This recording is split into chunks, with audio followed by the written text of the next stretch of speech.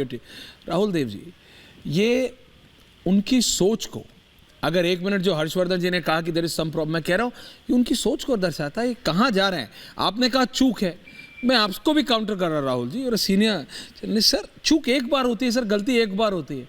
माँ बाप भी सेम गलती दो बार करते हैं तो टाइट जड़ देते हैं बच्चे को कि ये गलती नहीं है, तू जानबूझ के कर रहा है।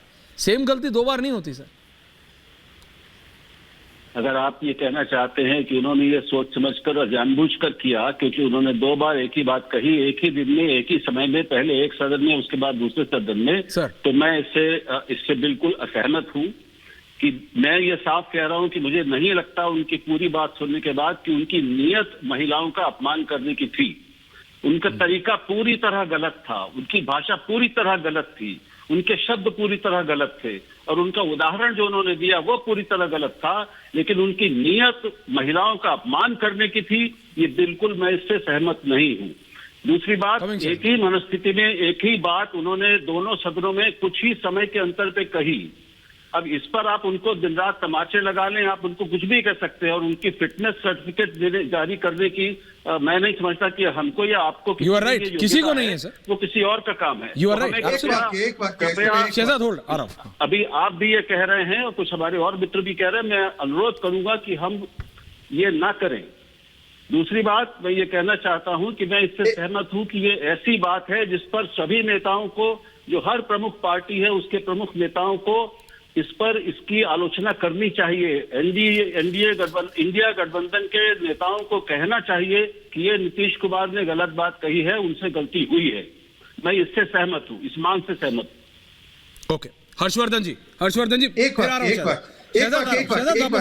वापस आ रहा हूं। हर्षवर्धन जी कुछ कह रहे थे, then I am coming to you. Thank you Harshvardhan जी।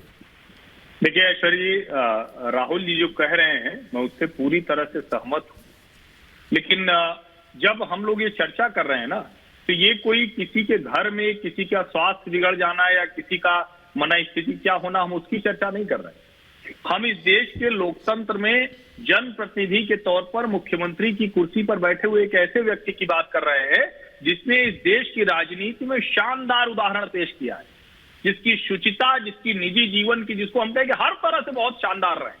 लेकिन पिछले कुछ समय में अगर मुख्यमंत्री की कुर्सी पर बैठे व्यक्ति के व्यवहार में इस तरह की चीजें दिख रही हैं, ये हम सब जानते हैं, ये कोई छिपी हुई बात नहीं। मैं किसी का उदाहरण क्यों दूं, लेकिन ढेर सारे नेता है, राहुल जी तो हमसे बहुत से नेताओं के नाम जानते होंगे जो एक समय के बाद उनको नहीं समझ में आती थी चीजें।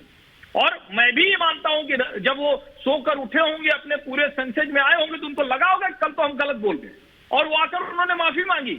मैं ये नहीं कह रहा हूं कि वो उन्होंने तय करके वर्णन किया होगा, क्योंकि वो वर्णन किसी व्यक्ति के लिए, उसके लिए चिंता की बात है, दूसरे को अपमानित करेगा महिलाएं। लेकिन उनकी पूरी पार्टी राष्ट्रीय जनता दल, और मैं तो चूंकि ऐश्वर्य जी आपसे पहले और कुछ डिबेट्स में था, बाकायदा जेडीयू के प्रवक्ता तो नहीं समर्थन कर रहे हैं, वो तो कह रहे हैं भाई माफी मांग ली। आरजेडी के प्रवक्ता कह रहे हैं कि ना इसमें गलती है। आपने वो ट्वीट नहीं देखा भाई, उस भाषा में आपने वो ट्वीट नहीं देखा क्या जो उनकी तरफ से ट्वीट आया? मैं तो उस ट्वीट को दिखाने को भी मतलब लायक नहीं समझता। मैं कह रहा हूं ये पब्लिक लाइफ में क्या ये हो रहा है?